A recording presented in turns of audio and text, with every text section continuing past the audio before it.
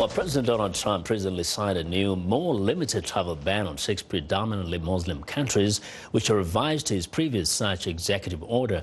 It holds visas for 90 days, removes Iraq from the list, and suspends the nation's refugee program for 4 months. Immigrants in the U.S. are speaking out, as VOA's Caroline Presutti discovered when she stepped out onto Washington streets. Take a look.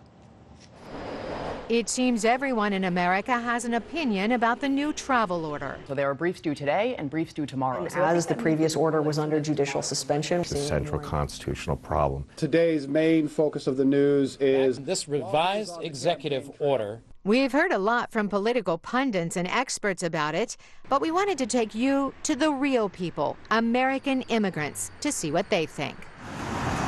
Many Washington, D.C. cab drivers are from elsewhere. My name is Lama Safa. I came from Ethiopia. My name is Mangif Gabre. I'm from Eritrea. I'm from Pakistan. Cabs are the lifeblood of the nation's capital. Somalia is supposed to be American allies. Abdi Hassan is from Somalia. The 90-day travel ban affects his country and 5 others: Sudan, Yemen, Libya, Iran, and Syria. To say someone coming from the airport, oh, you are Muslim, go this side. Oh, you are black, go this side. Or you are from Somalia or Sudan, go this side. It makes the whole country look bad. Okay, you're saying we're going... Liaquat Hussein came to the U.S. in 1967. He agrees with the extra security measures to prevent terrorism. It's not mean all Muslim is bad. And United States didn't ban everybody. They're banning bad people. Can we go around the corner to the Washington Monument?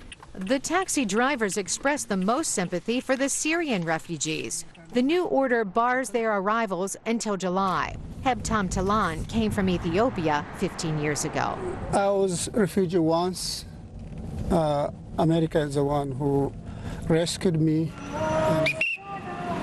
Nebiat Teki of Eritrea is raising 2 teenagers in the U.S.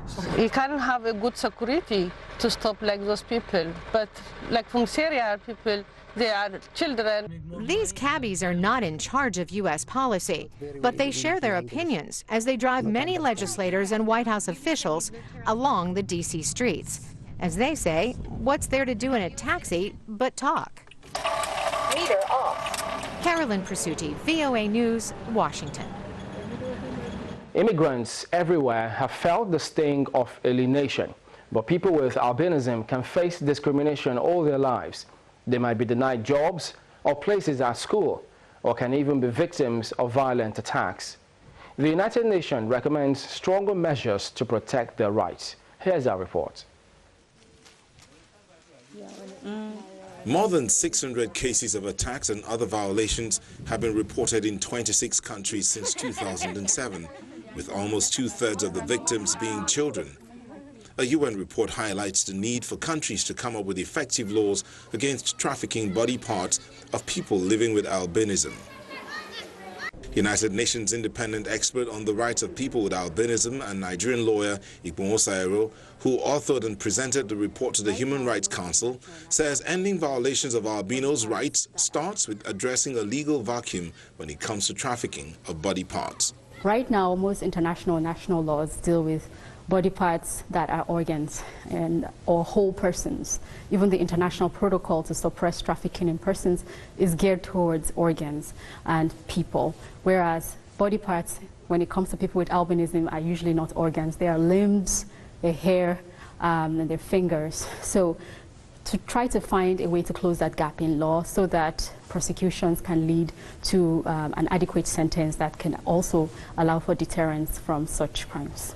Ero, the United Nations' first expert on albinism, a congenital disorder affecting up to 1 in 15,000 people in sub-Saharan Africa, believes the demand for the body parts of people with albinism for the purposes of witchcraft rituals or in traditional medicine has led to the existence of a clandestine market operating at regional, national and international levels.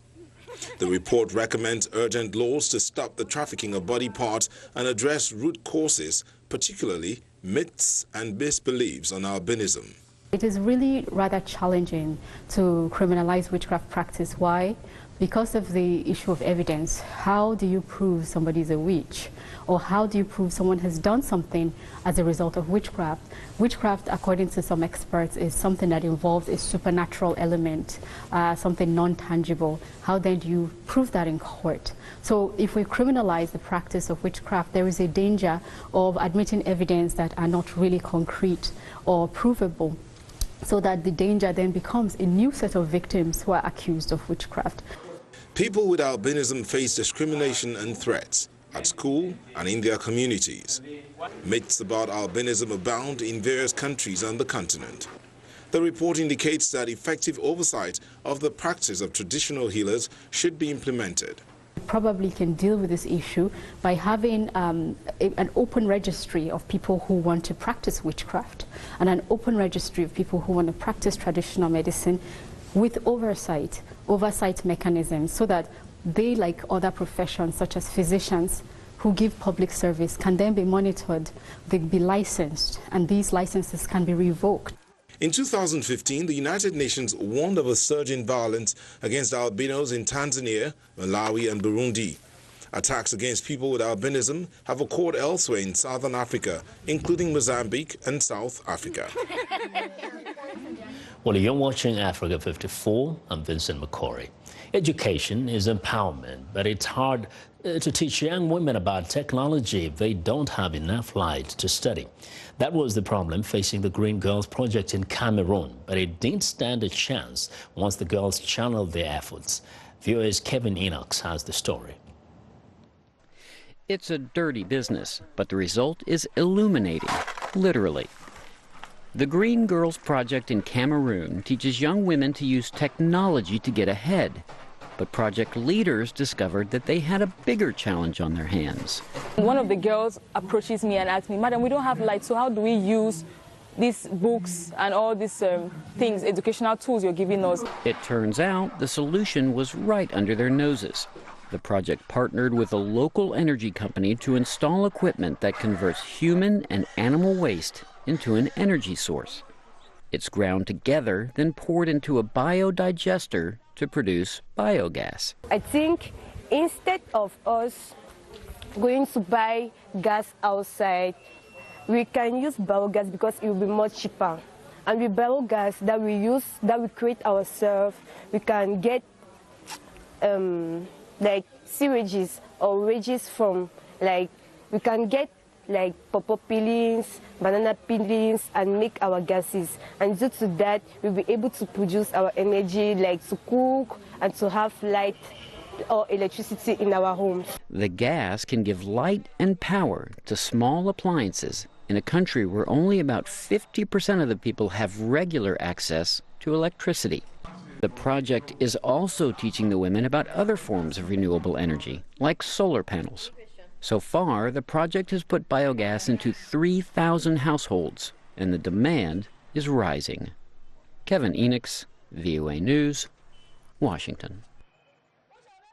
Time now for a short break, but before we go, and as always, here's a reminder to visit our website, channelstv.com, for all the latest information around the clock.